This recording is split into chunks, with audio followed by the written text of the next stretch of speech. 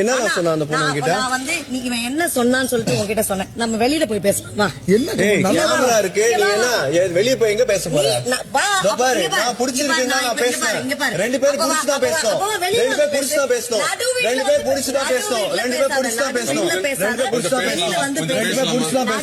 நீ செஞ்ச தப்பு தான் அப்படின்ட்டு ரெண்டு பேரும் மாறி மாறி அவங்க செஞ்ச தப்புகளை சொல்லி சண்டை போட்டுட்ருக்காங்க. பட் என்ன கேட்டால் ரெண்டு பேர் செஞ்சதும் பெரிய தப்பு தான். ஏன்னா பிக் பாஸ் மாதிரியான ஒரு ஷோ வந்து வெளியில் சின்ன பசங்கள்லேருந்து பெரியவங்க வரைக்கும் எல்லாருமே விரும்பி பார்க்கக்கூடிய ஒரு ஷோ. அப்பேற்பட்ட ஷோவில் அந்த மாதிரி ஒரு கண்டென்ட்டில் 2-3 கண்டென்ட் இவங்க செஞ்சது வந்து ஒரு நல்ல விஷயமா, ஒரு ஹெல்த்தியான விஷயமா வெளியில் வந்து தெரியலை அப்படின்ட்டு சொல்லலாம்.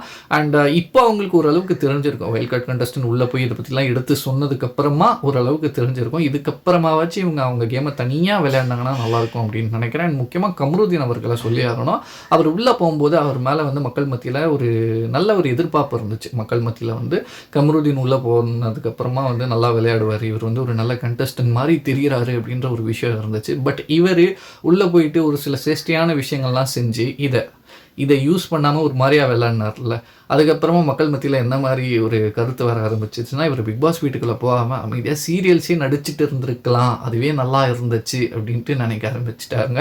ஸோ அதனால் இப்போது இவர் புரிஞ்சுக்கிட்டு ஒழுங்காக வரக்கூடிய வாரங்களில் தனியாக இதை யூஸ் பண்ணி அவர் பாட்டுக்கு அவர் கேமை விளையாடிட்டு இருந்தார்னா கடைசி வரைக்கும் வந்து வின் ஆகிறதுக்கான வாய்ப்புகளுமே இருக்குது அப்படின்ட்டு சொல்லலாம்.